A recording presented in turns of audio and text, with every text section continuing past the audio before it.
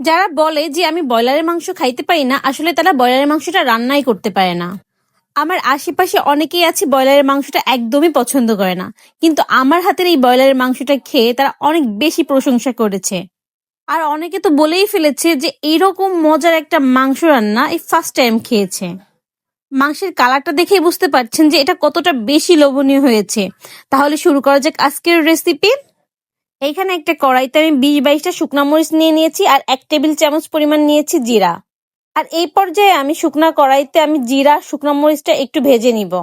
জিরা শুকনো মরিচটা আমার ভাজি করা হয়ে গিয়েছে। আর এইদিকে আমি একটা ব্লেন্ডার জারে রসুন, আদা আর হচ্ছে কি আস্ত জিরা আছে না, কাঁচা জিরাটা দিয়ে দিচ্ছি। আর এখানে ভাজি করা ওই যে শুকনো মরিচটা ছিল ওই শুকনো মরিচটা দিয়ে দিচ্ছি।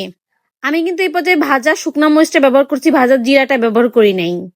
সবগুলা মশলা আমি এখানে ব্লেন্ডার করে নিয়েছি। আর এইদিকে আমি নিয়ে নিয়েছি ব্রয়লারের মাংস। ব্রয়লারের মাংসে আমি দিয়ে দিচ্ছি হলুদ, লবণ আর যে মশলাটা বেটে রাখছিলাম ওইখান থেকে সামান্য কিছু মশলা নিয়ে এখানে দিয়ে দিয়েছি। আর এখানে রাঁধুনি মাংসের মশলা এখানে মানে অল্প একটু সামান্য ব্যবহার করছি। এই সব মশলা দিয়ে আমি মাংসটা ভালো করে মাখাই নিব। মাখানোর পর আমি 1 ঘন্টা রেস্টে রাখছিলাম। 1 ঘন্টা পর আমি গরম তেলে মাংসগুলো একটু ভেজে নিব। একদম হাই হিটে আমি 5 থেকে 6 মিনিট এরকম ভেজে নিব। মাংসটা অতিরিক্ত কড়া করে ভাজি করব না, জাস্ট মাংসের কালারটা পরিবর্তন হয়ে যাবে, একটু জুসি ভাব বজায় থাকবে। অতিরিক্ত কড়া হয়ে গেলে কিন্তু মাংসটা খেতে ভালো লাগবে না। আমি একটু কাছ থেকে দেখাই দিচ্ছি যে মাংসটা আমি কেমন করে ভাজি করছি। আমি কিন্তু অতিরিক্ত কড়া করে ফেলিনি। ভাজি করা মাংসগুলো আমি কড়াই থেকে উঠাই নিব একটা পাত্রে।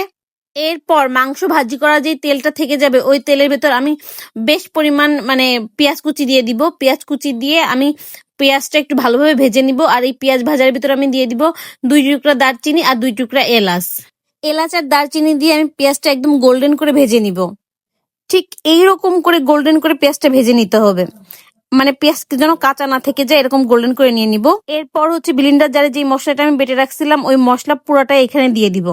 পেঁয়াজের সাথে মশলাটা অনেক সুন্দরভাবে অনেক টাইম নিয়ে একটু কষাই নিব।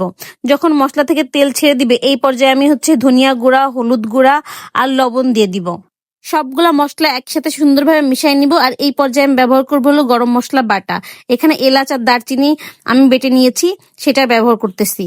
এই পর্যায়ে আমি 4টা এলাচ আর 2 টুকরা দারচিনি ব্যবহার করেছি। আর সুন্দরভাবে এই মশলাটা কষাই নিচ্ছি। নেওয়ার পর আমি এখানে একটু পানি ব্যবহার করব।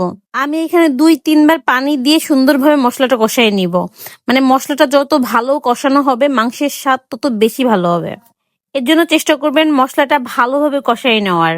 যখন আমার মশলা থেকে তেল ছেড়ে দিবে এবং মশলাটা ভালোভাবে কষানো হয়ে যাবে তখন ওই যে ভেজে রাখা মাংসগুলো আমি এখানে দিয়ে দিব। মশলার সাথে মাংসটা আমি অনেক সুন্দরভাবে একটু টাইম নিয়ে 15-20 মিনিট ধরে মাংসটা কষাই নিব, যেন মাংসের ভেতরে মানে একদম মশলাটা ঢুকে যায়। মশলার সাথে মাংসটা যত বেশি কষাবেন তত বেশি মাংসের স্বাদ বেড়ে যাবে। শুধু একটু খেয়াল রাখবেন যেন মশলাটা একটু পুড়ে না যায়। যখন আমার মাংসটা ভালোভাবে কষানো হয়ে যাবে তখন এখানে আমি একটু ঝোলের পানি দিয়ে দিব। এইখানে আমি একটু ঝোলের পানি একটু বেশি ব্যবহার করছি, কারণ এই মাংস এত বেশি মজা হয়, এর ঝোলটাও এত বেশি মজা হয়, মানে পরে মিস করতে হয়। যখন মাংসের ঝোল থকবক করে ফুটে যাবে তখন এই পর্যায়ে ব্যবহার করব হচ্ছে কাঁচামরিচ আর হচ্ছে গরম মশলা বাটা। আর যে জিরাটা ভেজে রাখছিলাম ওই জিরা ভাজির অর্ধেকটা পরিমাণ এখানে ব্যবহার করব। এই পর্যায়ে অর্ধেক ব্যবহার করব আর পরবর্তীতে আরো অর্ধেক ব্যবহার করব।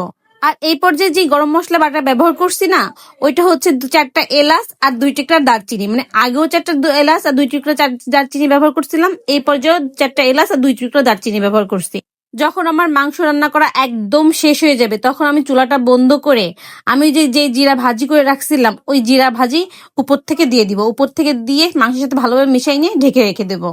মাংসটা 15 মিনিট ঢেকে রাখার পর আমি 15 মিনিট পর মাংসের কাছে চলে আসলাম। আর দেখেন আমার মাংসের কালারটা কি জোস হইছে, আর এটার যে কি ঘিরান, মানে আপনি এটার ঝোল যখন খাবেন তখন মনে হবে যেন আপনি গরুর মাংসের ঝোল খাচ্ছেন।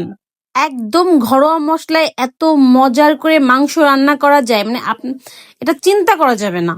একবার হলেও এভাবে তৈরি করে দেখবেন।